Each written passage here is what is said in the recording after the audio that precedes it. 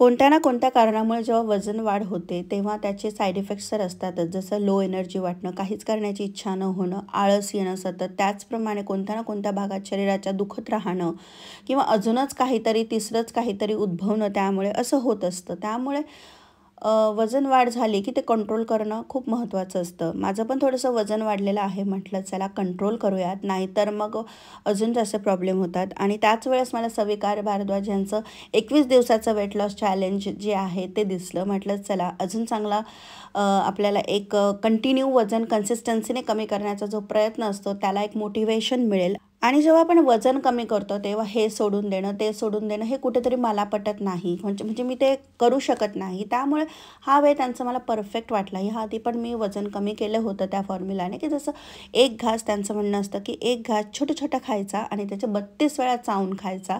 तर म्हटलं करूयात आपण पण. ते सकाळची सुरुवात मी भरपूर पाणी पिऊन केली आणि दरवेळेस मी पाणी असं खूप फास्ट प्यायची. तर आता सिप करत पाणी पिलेलं आहे हळूहळू शांततेत. त्यानंतर 15 तासाचा जवळजवळ गॅप झालाच आहे ऑलमोस्ट, इंटरमिडियंट फास्टिंग जे असतं त्याला.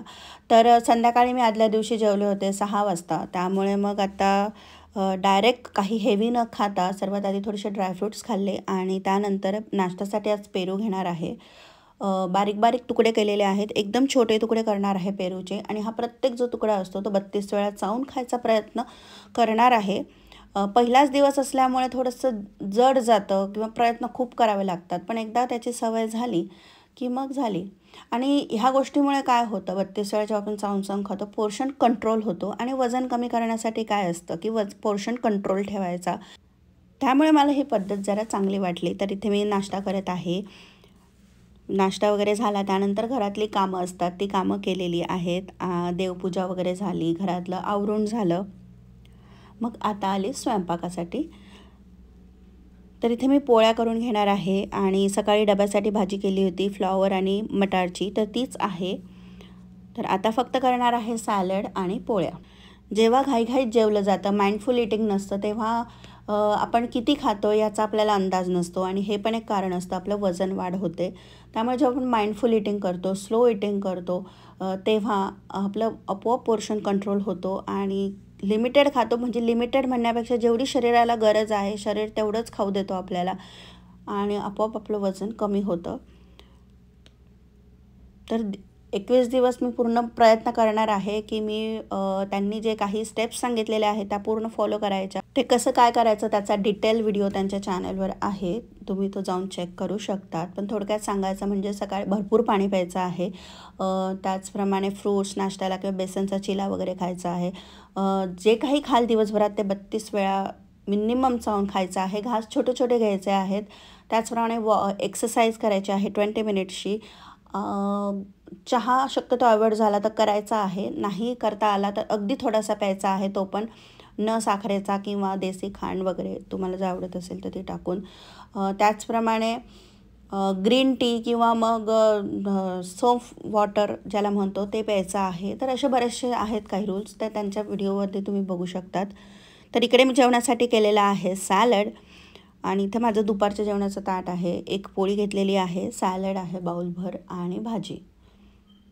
जो भात लावलेला होता तो मुलांसाठी लावलेला होता, तो मी खाणार नाही, असंही मला जास्त भात आवडत नाही. तर थोडासा पापड घेतलेला आहे. तर त्या पोळीचे त्यांनी सांगितल्याप्रमाणे मी छोटे तुकडे करून घेत आहे. कारण स्टार्टिंगला सवय नसते आपल्याला 32 असे मोठे घास घ्यायची सवय असते. म्हणजे एक पोळीचे 4-5 घास घ्यायची आणि ती पोळी लगेचच संपवायची मिनटामध्ये, अशी आपल्याला सवय असते. त्यामुळे याची सवय लागावी म्हणून त्यांनी असं सांगितलेलं आहे की छोटे घास करा आणि जसं आपण बाळाला भरवतो छोट्या घासमध्ये तसंच खायचं आहे. तर असे छोटे घास घेऊन छान शांततेत मी जेवणार आहे. जेवताना मोबाईल नाही किंवा काही TV वगैरे नाही. त्यानंतर मुलीच्या शाळेमध्ये स्पोर्ट डे होता तर तिकडे गेली होती. संध्याकाळी घरी आलो तर थोडीशी भूक लागली होती, म्हणजे 3-1 वाजता. तर एक ऑरेंज घेतलं आणि मुलांना मखाना करून देत होते, तर मी पण थोडंसं मखाना चाट घेतलेला आहे. कांदा, टोमॅटो, काकडी हे सगळं घालून केलेला होता. घरचंच आहे, हेल्दी आहे, तो पण व्यवस्थित चावून खाल्ला. संध्याकाळच्या जेवणासाठी मी करणार आहे डाळ, भोपळ्याचं पीठ आणि ज्वारीची भाकरी. तर इथे मी घेतलेली आहे अर्धी वाटी मसूर डाळ, अर्धी वाटी मूग डाळ घेतलेली आहे तुरीची डाळ शक्यतो मी कमी वापरते कारण त्यामुळे मला होते ॲसिडिटी. तर स्वच्छ पाण्याने डाळी धुवून घेतलेल्या आहेत. 2 ते 3 पाण्याने मी धुतल्या. त्यानंतर ते घालणार आहे डायरेक्ट कुकरमध्ये. यामध्ये घालत आहे मी लांब लांब चिरलेला कांदा, टोमॅटो, चवीनुसार मीठ, थोडासा हिंग आणि हळद. पाणी घालत आहे आणि याच्या कुकरला मी 2 शिट्ट्या करून घेणार आहे. कधीतरी असं कांदा टोमॅटो वरणामध्ये डायरेक्ट असं कुकरला मिक्स करून पण चव चांगली लागते. वरून एक्स्ट्रा ते परतवून मग घालण्यापेक्षा अशी पण मला कधी कधी आवडते. तर इथे मी करणार आहे भोपळ्याचं पीठ. जसं चॅनलवर अपलोड केलं होतं मी मुळ्याचं पीठ, त्याचप्रमाणे इथे करणार आहे भोपळ्याचं पीठ, ज्याला खानदेशात भगराळंसुद्धा असं म्हणतात. तर इथे मी भोपळा किसून घेतलेला आहे. सर्वात आधी चेक केला कडू आहे का. त्यानंतर मध्ये थोडासा चहा घेतला होता मी, तोही बिन साखरेचा आहे. एक कढई घेतलेली आहे. इथे मी घेतलेला आहे थोडा जास्त लसूण, कारण भोपळं, गिलकं, दोडकं ह्या भाज्यांना थोडासा लसूण जास्त घातला की त्यांची चव एकदम मस्त लागते. तर कढईमध्ये घेतलेलं आहे तेल आणि त्यामध्ये घातलेलं आहे जिरं, मोहरी, तडतडू दिलं छान, हिंग आणि लसूण जो ठेचून घेतला होता मी तो यामध्ये परतवून घेणार आहे. परतत आलं लसूण की त्यामध्ये घालायची आहे हळद आणि जो काही भोपळ्याचा खीस आपण किसून ठेवलेला आहे तो मी यामध्ये मिक्स करते. जर भोपळा तुमच्या घरात आवडत नसेल किंवा भाजी केली तर ती तेवढी आवडीने खाल्ली जात नसेल तर अशा पद्धतीने तुम्ही भोपळ्याचं पीठ करू शकता. चवीला एकदम मस्त लागतं आणि कळतसुद्धा नाही की भोपळ्याची भाजी ते खात आहेत. म्हणजे पौष्टिक पण पोटात जातं आहे आणि चवीला पण छान आहे. तो भोपळा परतवून घ्यायचा आहे.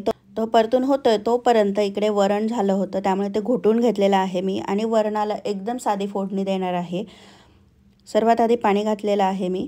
माझ्या मुलीला क्लासला मला घ्यायला जायचं आहे, त्यामुळे थोडंसं फास्ट करत आहे मी इथे कुकिंग.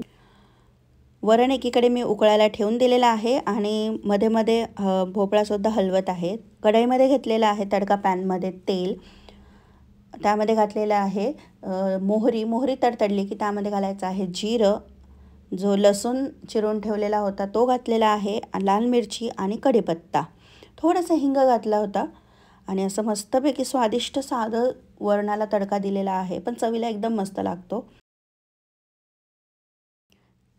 तर आता इथे भोपळ्याचा जो कीस आहे तो शिजत आलेला होता, त्यामुळे मी त्यामध्ये परत ॲडिशनल मीठ टाकलेलं आहे, कारण सुरुवातीला मीठ एकदम कमी घातलं होतं, कारण शिजून भोपळा थोडा कमी होतो पण मीठ जास्त होऊ नये म्हणून.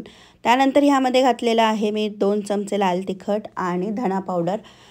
व्यवस्थित परतवून घेतल्यानंतर ह्यामध्ये घातलं आहे मी अर्धा कप बेसन, पण थोडं थोडं करत घालायचं आहे. किती तो भोपळा ॲब्सॉर्ब करतो आहे त्यानुसार किती पीठ त्यामध्ये बसत आहे. तर अर्धा कप मी इथे घातलेलं आहे आणि ते छान एकजीव करून घ्यायचं आहे. नंतर मी थोडंसं बाजूने तेल सोडलेलं आहे आणि आता शिजू देणार आहे.